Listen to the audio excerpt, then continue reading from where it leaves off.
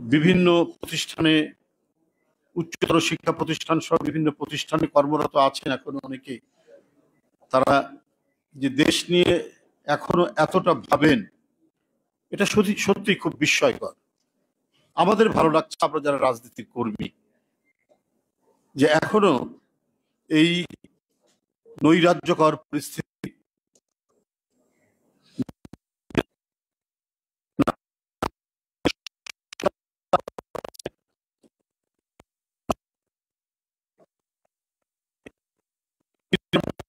অবস্থা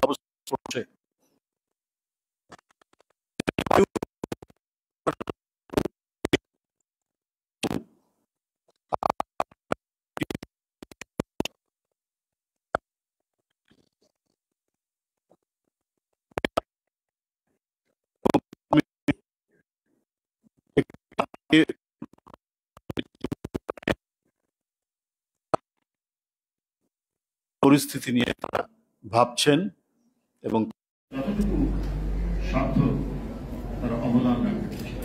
আমি আজকের এই আলোচনা সভাটিও সেই অবদানের অংশ বলে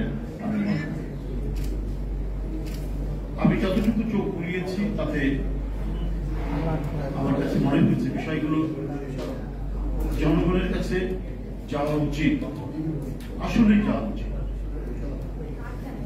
আমি এর আগেও একদিন বলেছিলাম যে উন্নয়নের ধরনটা, মডেলটা এইরকমই, যে সারা শরীরকে বঞ্চিত করে যদি কোথাও কোথাও রক্তের আধিক্য দেখা যায়, যেটা রবীন্দ্রনাথ বলেছেন, তাহলে সেটাকে যেমন সুস্বাস্থ্য করে না, শেখ হাসিনার উন্নয়নের বিষয়টি সেরকম। রেল লাইন বানাচ্ছেন চট্টগ্রাম থেকে কক্সবাজার, কিন্তু এটার আউটপুট কি? এটা কতটুকু মানুষকে স্বস্তি দেবে, মানুষের যাতায়াতে কতটুকু উপকারে লাগবে, সেটা নিয়ে এক বিশাল প্রশ্ন উঠে। সেটার কিছু কিছু উত্তর খুঁজে পেলাম। যে রেল লাইনে অনেক জায়গায় বস্তা দিয়ে খোঁজ দেওয়া, যে মিথ্যার যে কত প্রকার হতে পারে, ধরন হতে পারে, উন্নয়নের যে ফাঁকা আওয়াজের কথা যে আমরা বলি, কত বাস্তব, কত সত্য। আজকে এই ইনডেপথ যে প্রবন্ধটি তৈরি করা হয়েছে, তার মধ্যে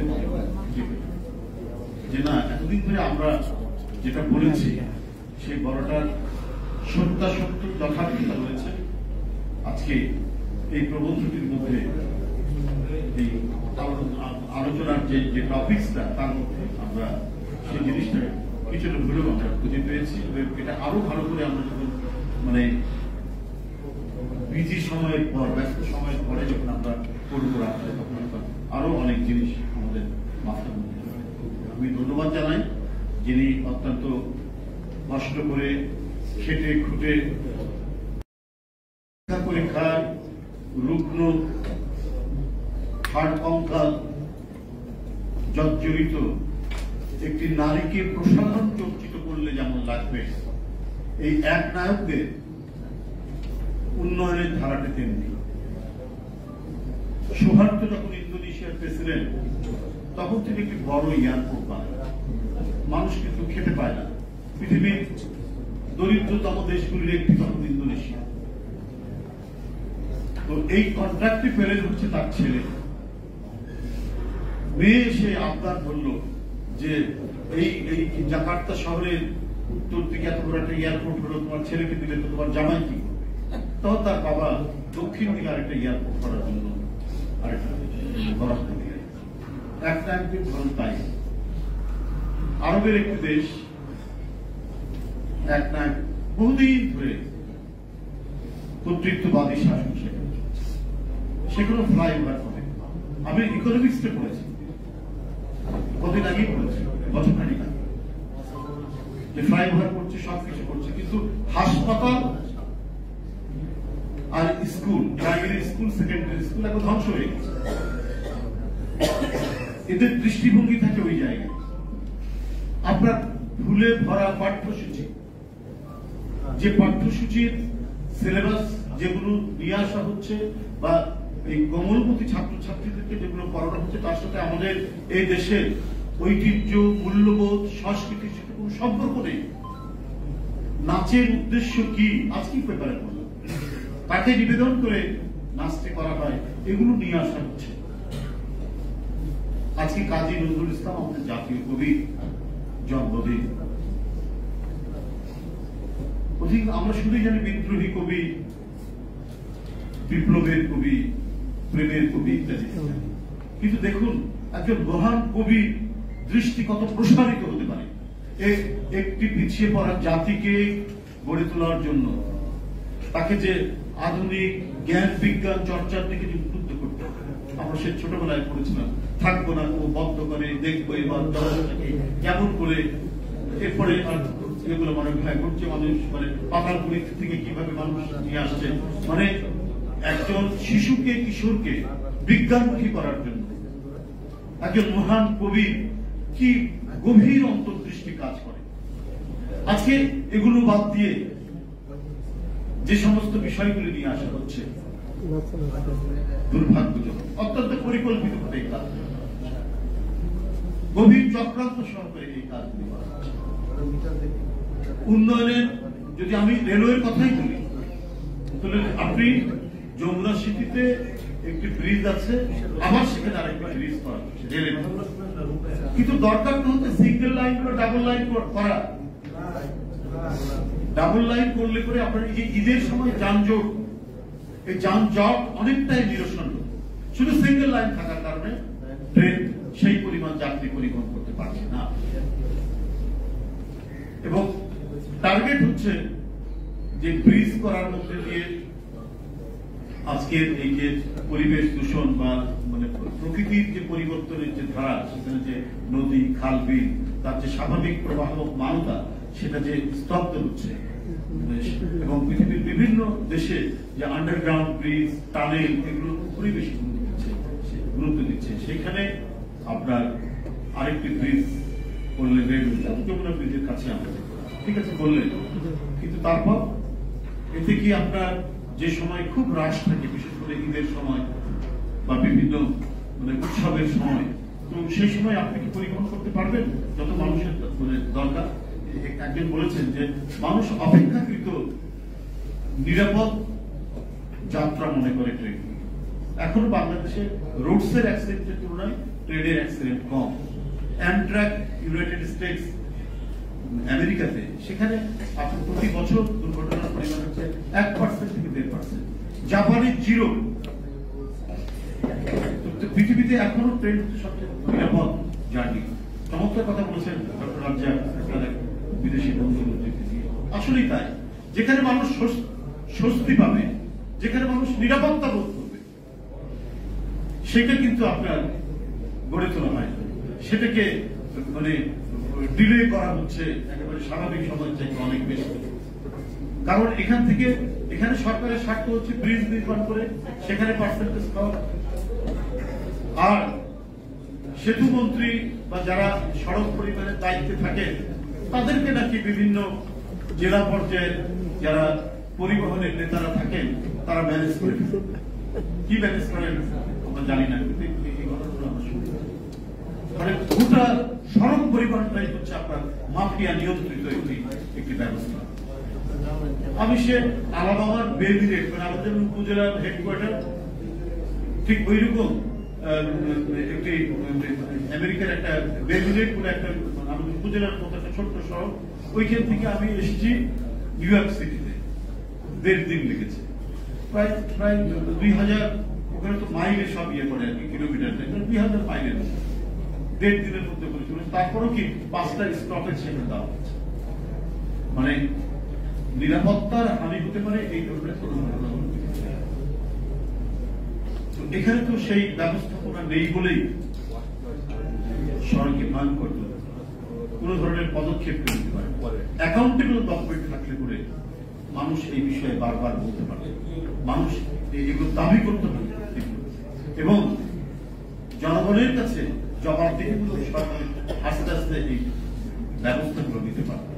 এখন কি, যে সবচেয়ে বড় দুর্বৃত্ত সে মানে শ্রমিক লীগের নেতা, যে সবচেয়ে বড় দুর্বৃত্ত সে হচ্ছে যুবলীগের নেতা, না হলে ছাত্রলীগের নেতা, না হলে এমপির আত্মীয় স্বজন, না হলে স্বয়ং এমপি।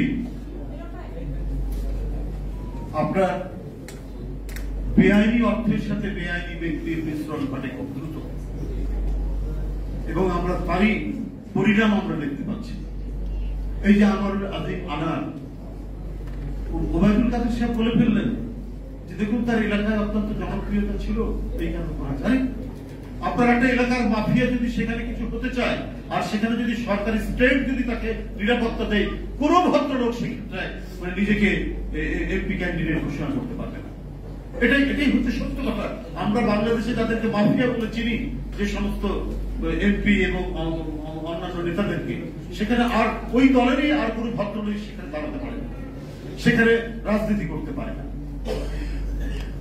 যা ঘটনা এখন আমরা জানতে পারছি, আমাদের নামই শুনি, পরে জানতে পারছি যে খুলনার ওই অঞ্চল বা খুলনা বিভাগের বিভিন্ন অঞ্চলের অত্যন্ত ভয়ঙ্কর রকমের একজন মাফিয়া ব্যক্তি ছিল।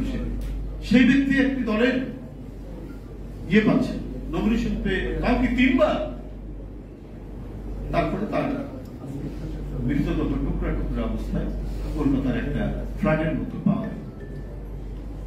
তো ব্যাপারটা হচ্ছে যে এটা হচ্ছে আরেকটি ঘটনা। এই ধরনের ব্যক্তিরা কি করে এমপি হতে পারলেন, এটা তো একটা সবচেয়ে বড়।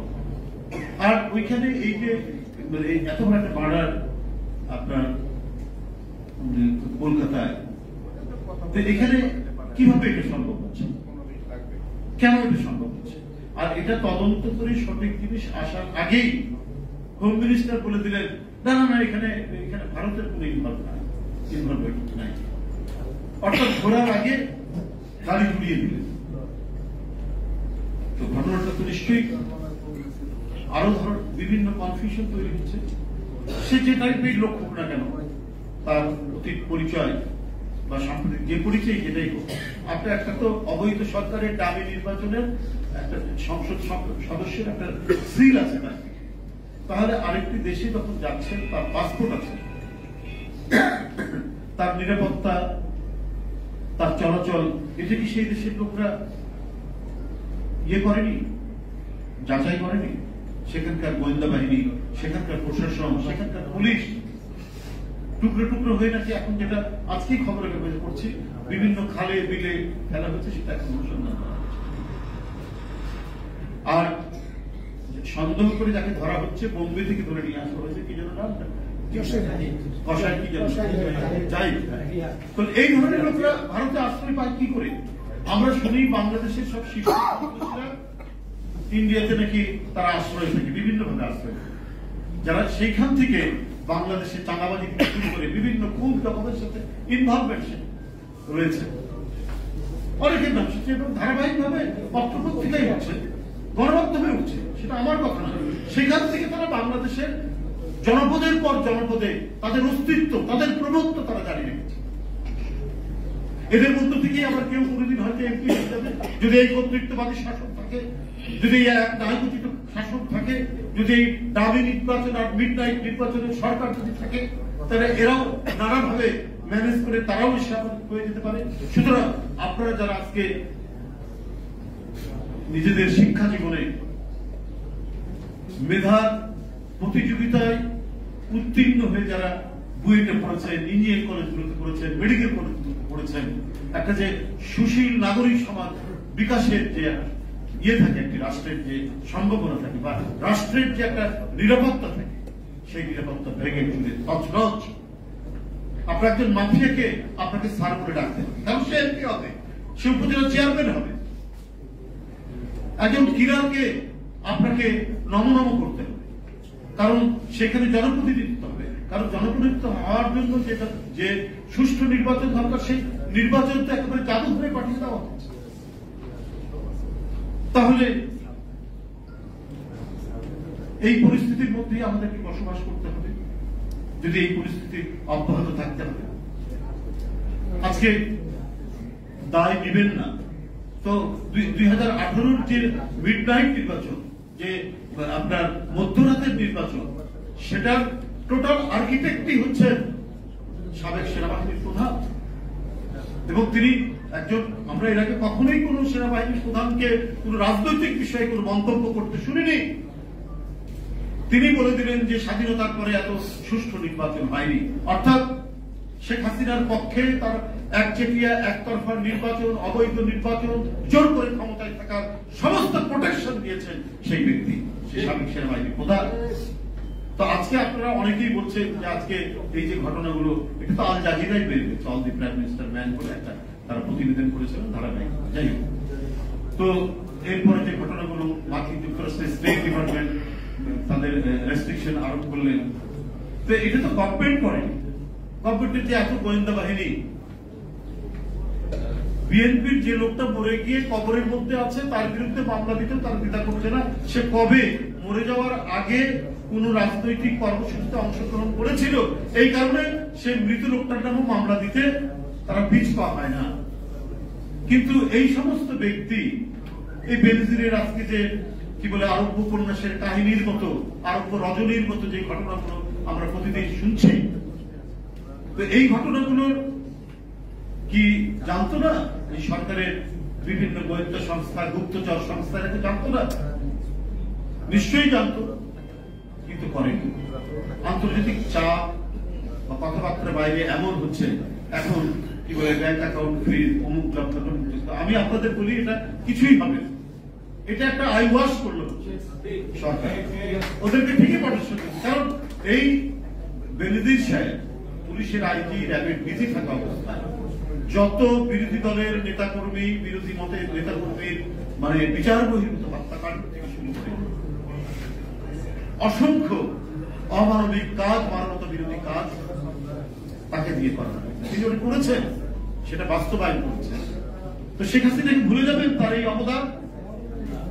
জনগণকে বাদ দিয়ে, ভোটারদের বাদ দিয়ে ক্ষমতায় থাকার পেছনে এই সমস্ত কর্মকর্তারা যে ভূমিকাগুলো রেখেছেন, যে অমানবিক রক্তাক্ত ভূমিকা রেখে শেখ হাসিনা আজকে অবৈধভাবে ক্ষমতা গ্রহণ করে আছে, তো তার জন্য তো দায়ী এই সমস্ত অফিসার।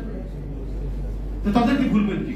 এখন একটা উনি আইবাস করে দেবেন যে ঠিক আছে আমরা এটা ধরছি, আমরা কাউকে দেখবেন যে কিচ্ছু হবে না, কিচ্ছু হবে না। এটা করে কয়েকদিন পর আরেকটা কোনো একটা ঘটনার দিকে দৃষ্টি ফিরিয়ে দেওয়ার চেষ্টা করবে। তাকে শ্রাবণের উপর আক্রমণ করবে। রনি এমপি ছিল, আগে কখনোই আমরা দেখিনি যে এই পর্যায়ে করা হয়। আমরা ছাত্র দলের সভাপতি ছিলাম, ইউনিভার্সিটি দেখেছিলাম ছাত্র সংগঠনগুলোর মধ্যে মারামারি হয়েছে, কখনো মানে এই মানে সিনিয়র পর্যায়ের ছাত্র নেতাদের গায়ে কখনো হাত দেওয়া, এটা আমরা আমাদের সময় কখনো দেখি। কিন্তু এখন এগুলো করানো হচ্ছে, কারণ যে ছেলেটি একটা সিনিয়র বিরোধী নেতার উপর হাত দেয় তাকে উৎসাহিত করা হয় একেবারে টপ লেভেল, উচ্চ পর্যায়ে। তুই বাহাদুরের ছেলে, তুই বাহাদুরের বেটা, তুই একটা ভালো কাজ করছিস, এগুলো উৎসাহিত করা হয়। মানে অবস্থা দৃষ্টে আমাদের কাছে সেটাই মনে হয়।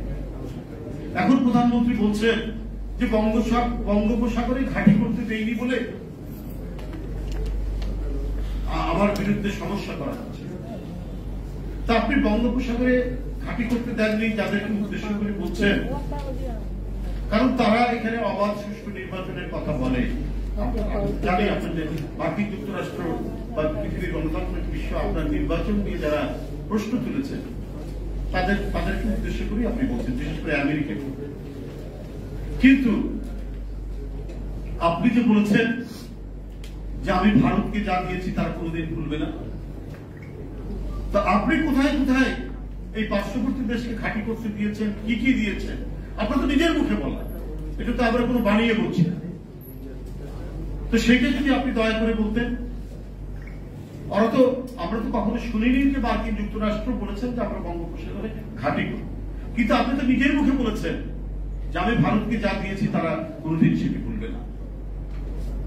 এটা আপনি বলছেন এই কারণেই যে আজকে চারিদিক থেকে যে ধরনের ধিক্কার আপনার সরকারের বিরুদ্ধে বৃষ্টির মতো আপনাদের মাথার উপর, আপনার সরকারের মাথার উপর পড়ছে, এখান থেকে জনদৃষ্টি এবং জনগণের মনোযোগকে সরানোর জন্য এই কথাগুলো বলে আপনি পার হতে চাচ্ছেন। আগেই বলেছি যে আপনার যে মহা দুর্নীতি এবং অবৈধ টাকার যে ধরনের ফ্লাইট করেছে বাংলাদেশ থেকে, পাচার হয়ে গেছে, এবং যে দুর্নীতির উপর আপনার সরকার আজকে গড়ে উঠেছে, সেই দুর্নীতির সাথে মাফিয়াদের সম্পর্ক থাকাটাই এখানে স্বাভাবিক। আপনার কাছে সাস্টেনেবল যে ডেভেলপমেন্ট আমরা যেটা বলি, এটা কখনোই সম্ভব না। আপনার 1,56,000 কোটি টাকা শুধু ঋণ খেলাপি। এই ঋণ খেলাপি কারা? সব ক্ষমতা ঘনিষ্ঠ লোক, মন্ত্রী এমপিদের আত্মীয় স্বজন, এবং যারা নিয়ম বহির্ভূত ভাবে ব্যাংক থেকে একবারে লুটে নিয়েছে, এবং প্রত্যেকটার বাড়ি হয় দুবাই, না হলে কানাডা, না হলে সিডনি, না হলে ইউরোপের কোন দেশে। তো এখানে সাস্টেনেবল ডেভেলপমেন্ট, আমার অর্থনৈতিক ক্ষমতার সাথে আমার ডেভেলপমেন্ট, আমি যে টাকাটা ঋণ নিব সেই টাকাটা আমি যাতে ফেরত দিতে পারি, সেই অ্যাবিলিটিও আমার থাকতে হবে। এটাই তো সাস্টেনেবল ডেভেলপমেন্ট। এইভাবেই আস্তে আস্তে পৃথিবীর সমস্ত উন্নত দেশগুলো এইভাবেই গড়ে উঠেছে। আর আপনি তো জাস্ট একটু রং মেখে আপনি এটা দেখাতে চাচ্ছেন। 7 বছরের মধ্যে আপনার ঋণ হয়েছে ডাবল।